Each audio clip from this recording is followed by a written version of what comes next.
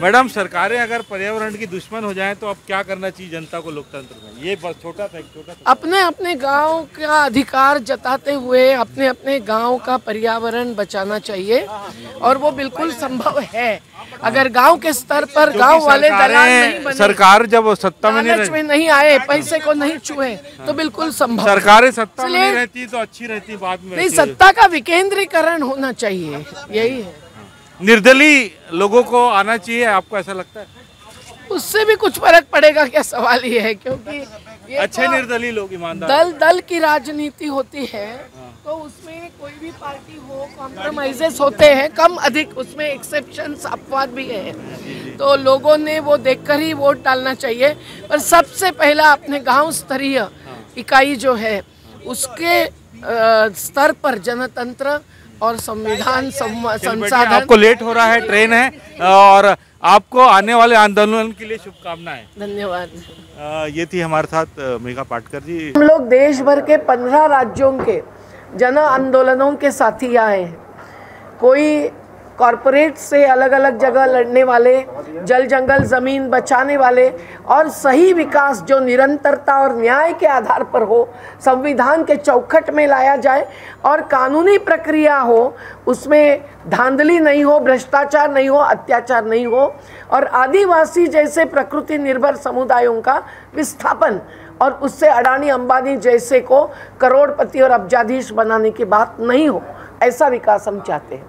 हम चाहते हैं कि हसदेव अरण्य को बचाया जाए, क्योंकि ये 1700 चौरस किलोमीटर का क्षेत्र जहां आज आदिवासी पीढ़ियों से बसे हुए हैं और जहां आज जो हरा आच्छादन खड़ा है वही देश और दुनिया के मानव जाति को बचाने का एक अति महत्वपूर्ण संसाधन है।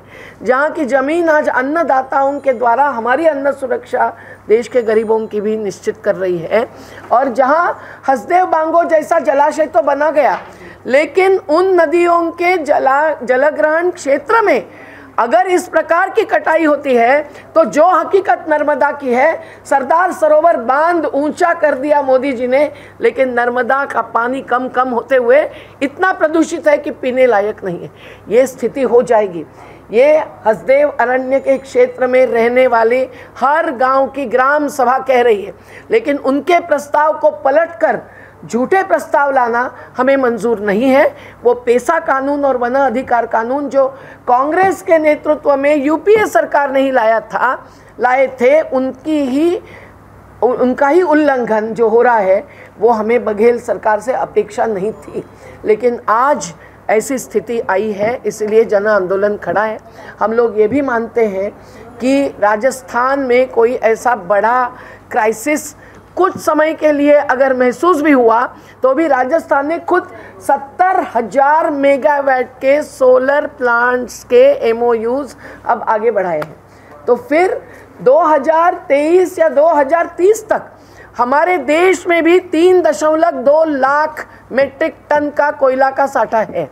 हर साल 2000 से ज़्यादा 3000 मेट्रिक टन का उपयोग और ज़रूरी होती है। तो मुझे लगता है क्या अडानी ने ऑस्ट्रेलिया में जाकर जो कोयला निकाला है, ऑस्ट्रेलिया के विरोध के बावजूद, उस कोयले को लाने के लिए तो नहीं हो रहा है संकट की बात और चर्चा और प्रचार। आज हसदेव अरण्य को ग्राम सभाओं के सही जो प्रस्ताव है उसकी मान्यता लेकर और उस वन को बचाना, जीवन बचाने के लिए ज़रूरी है, ये मानकर खारिज करना चाहिए। राहुल गांधी जी ने जो आकर आश्वासन दिया वो कांग्रेस पार्टी के राष्ट्रीय अध्यक्ष के तहत दिया, तो बघेल जी जो नरवा गरवा गुरुआ बाड़ी की बात करते रहे, जिसका हमने स्वागत किया था, वो नरवा गरवा गुरुआ बाड़ी नष्ट करने वाली योजना आगे न बढ़ाए। अडानी 4000 प्रति किलोग्राम 4000 कैलोरी, इस दर्जे का ही कोयला होना चाहिए। इस प्रकार का जो एक कट ऑफ लगाया है उससे भी बहुत ज़्यादा कमाई कर रहा है। कोल इंडिया से महंगा बेच रहा है अपना कोयला राजस्थान को। मुझे लगता है ये सभी चीज़ें अंतर्राज्य स्तर पर एकत्रित होकर जो संबंधित पार्टीज़ है उन्होंने तय करना चाहिए। उसमें अडानी नहीं। हम तैयार है ये बताया है, अभी आमंत्रित नहीं किया है, पर वो कोई भी कर सकता है।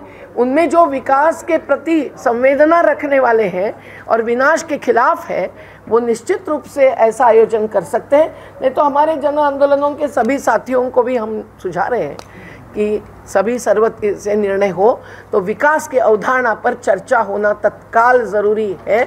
और कंपनीकरण प्राकृतिक संसाधनों के वस्तुकरण का आधार बनता है। किसान आंदोलन ने, संयुक्त किसान मोर्चा के भी हम सब लोग साथी और समर्थक रहे हैं, उसने इस पर भूमिका ली है कि कॉरपोरेटीकरण नहीं चलेगा, क्योंकि इसी से अडानी 1000 करोड़ रुपया रोज की कमाई करते हैं, मुकेश अंबानी करते हैं, तो ये आगे नहीं बढ़ने देंगे। सही टैक्स लगाओ, खजाना भरो, शराब के व्यापार से मत भरो, ये हमारा कहना है।